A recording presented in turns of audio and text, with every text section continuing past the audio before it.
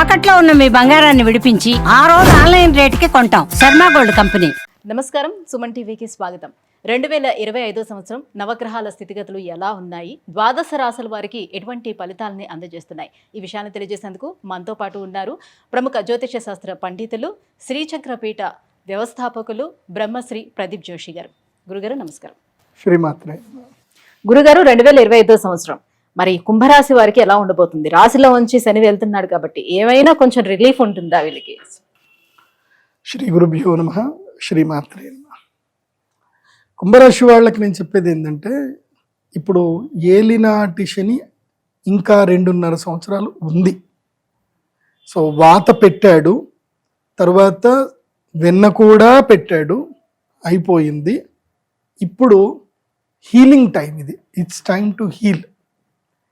ఇప్పుడు గతమును వదిలేసుకోవాల్సిన టైం, గతము నుంచి గుణపాఠాలు నేర్చుకోవాల్సిన సమయం ఇది. కుంభరాశి వాళ్ళకి గతంలో ఏమేం జరిగాయి వాటన్నిటి మీద ఒక గుణపాఠం నేర్చుకోవాలి.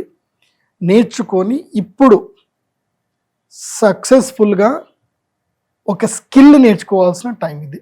ముఖ్యంగా యంగ్స్టర్స్ చెప్తున్నాను, 20 ఏళ్ల నుంచి 40 ఏళ్ల మధ్యలో ఉండేటువంటి వాళ్లకు ఈ ఇంకా 2.5 సంవత్సరాల పాటు స్కిల్, ఏదైనా ఒక స్కిల్ని ఓన్ చేసుకోండి. తర్వాత మీకు లక్ వస్తుంది, నేను చెప్తున్నా. సో స్కిల్ని ఏదైనా ఓన్ చేసుకోండి తప్పకుండా. ఉద్యోగము చేయొచ్చు, కానీ దాంతోపాటు స్కిల్ తప్పకుండా నేర్చుకోండి. ఇట్స్ టైమ్ టు లెర్న్, అదొకటి. కానీ ఈ సంవత్సరం డబ్బులు విపరీతంగా వస్తాయి. ఇటు డబ్బు వస్తుంది, ఇటు కష్టము వస్తుంది, రెండూ ఉంటాయి. వచ్చిన డబ్బు పోతుంది, వచ్చిన డబ్బు పోతుంది. జేబుకు చిల్లు పడుతుంది, కానీ జేబులో డబ్బులు పడతాయి. సో మీరు చిల్లు పట్టింది అని ఆపడానికి ట్రై చేయకండి. ఇప్పుడు అంతే, ఎక్స్ప్లోర్ అవ్వాల్సిందే. ఇప్పుడు నీకు అవసరం ఉన్నా లేకున్నా నీ ఫ్రెండ్స్ తోటో అక్కడిక్కడ తిరుగు, బిజినెస్ల గురించి అన్నిటి గురించి తెలుసుకో, ఎక్స్ప్లోర్ చెయ్యి. తర్వాత డబ్బులు సంపాదిస్తావు, రాబడి మార్గం వస్తుంది, వచ్చినవి కూడా పోతాయి కూడా. కానీ ఇది ఒక మంచి అనుభవాన్ని మాత్రం మిగిలిస్తుంది. మీకు మంచి బిజినెస్ మ్యాన్గా తయారు చేసే అవకాశాలు అయితే ఉంటాయి. ఇప్పుడు కుంభరాశి వాళ్ళు మంచి బిజినెస్ మ్యాన్ అవుతారు. ఇప్పుడు ఏంటంటే కనుక, ఇప్పుడు మనం ఒక శిల్పాన్ని చెక్కుతున్నాము, కానీ అది ఇంకా పూర్తి చేయలే. పూర్తి చేయకన్నా మునిపే శిల్పాన్ని చూడకూడదు, పూర్తి చేయకన్నా మునుపు దాన్ని వదిలేయకూడదు. ఇంకా నాతో అయిపోయింది. ఇప్పుడు ఉదాహరణకి మనము ఒక 100 అడుగులు తవ్వితే నీళ్లు పడతాయి, కానీ 99 అడుగులు తవ్వేసి ఇంకొక అడుగు తవ్వకుండా వదిలేస్తాం చూడు, అదే జరుగుతుంది కుంభరాశి వాళ్ళకి. So do your best. నేను చెప్పేది కుంభరాశి వాళ్ళకి, మీ బెస్ట్ ఎంత ఉందో అంత ఎఫర్ట్స్ పెట్టండి, మీరు సక్సెస్ఫుల్ అవుతారు. ఇప్పుడు ఎఫర్ట్స్ పెడితే వాళ్ళకి ఆ బీజం పడుతుంది. సో మళ్ళీ తృతీయ గురువు వచ్చి మళ్ళీ 7వ గురువు వచ్చేసరికి దానికి ఫ్రూట్స్ స్టార్ట్ అవుతాయి. ధనుసు రాశి వాళ్ళకి ఎట్లాగైతే ఫ్రూట్స్ ఎట్లా వస్తాయో అట్లా ఇప్పుడు కుంభరాశి వాళ్ళకి ఇప్పుడు మీరు బీజం పెడితే మీకు దాని యొక్క ఫ్రూట్స్ ముందు వస్తాయి. కాబట్టి 100% ఎఫర్ట్స్ పెట్టండి. ఎక్కడ కూడా నీరస పడకండి, వదిలేయకండి. అండ్ నిరాశ అస్సలు పడకండి. ఇది నిరాశ పడే సమయం అయిపోయింది, గివప్ చేస్తారు. గివప్ చేయకండి. ఇదే టైం, నేను కూడా ఇదే టైంలో నేను గివప్ చేద్దాం అనుకొని రెడీ అయిపోయా, కానీ గివప్ చేసుకోవాలా. మా అమ్మ గుర్తుకొచ్చింది కాబట్టి నేను గివప్ చేయలే, బయటకు వచ్చేసా. లేదంటే నేను గివప్ చేసుకునేటువంటి సేమ్ టైం కరెక్ట్గా ఏళ్ళనాటి శని అయిపోయే టైంకి గివప్ చేస్తారు చాలామంది. ఇంకా నా వల్ల కాదు అనుకుంటారు.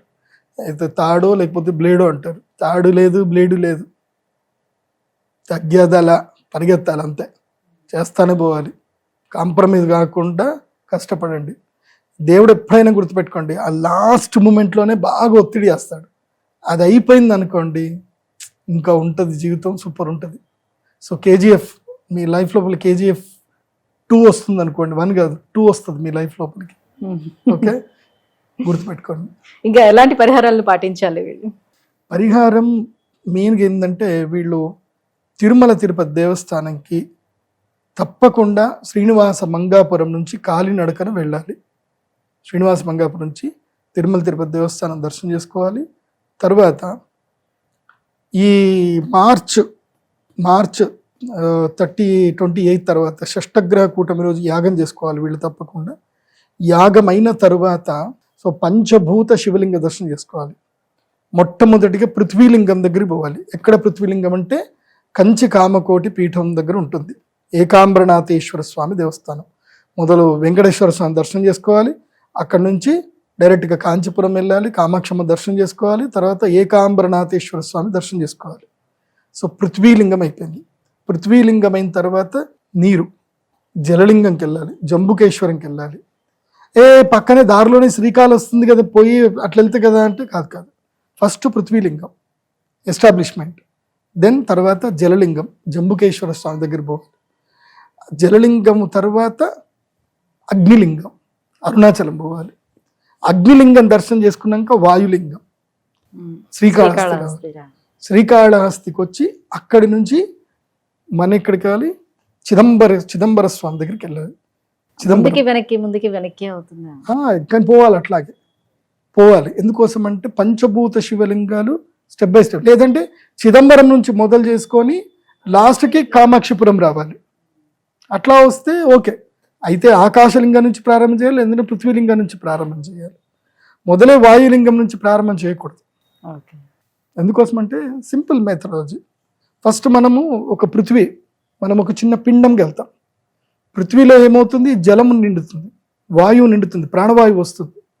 పృథ్వీలో జలం వస్తుంది, జలము తర్వాత అగ్ని వస్తుంది, అగ్ని తర్వాత వాయువు వస్తుంది, వాయువు తర్వాత ఆకాశం వస్తుంది. సో మనం అట్లాగే తయారయ్యాం. మనం పృథ్వీ నుంచి తయారయ్యాం, మనం ఆకాశం నుంచి తయారవ్వాల, పృథ్వీ నుంచి తయారయ్యాం మనం. కాబట్టి పృథ్వీలింగం నుంచి వెళ్తే మంచిది.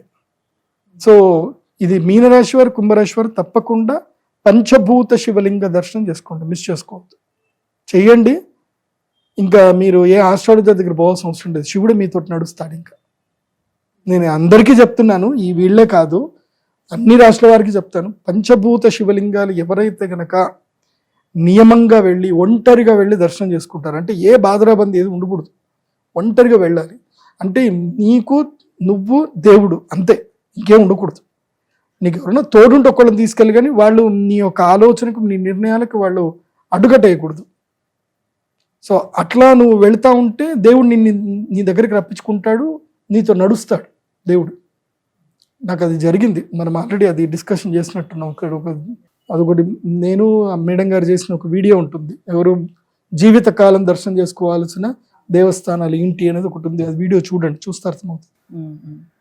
గురుగారు, ఈ 2025 సంవత్సరం మరి కుంభరాశి వారికి ఎలా ఉండబోతుంది, ఎటువంటి పరిహారాలను పాటించుకుంటే వీళ్ళకి కాస్త బాగుండే అవకాశం ఉంటుంది, ఈ విషయాలు తెలియజేసినందుకు ధన్యవాదాలండి. శ్రీమాత్రే.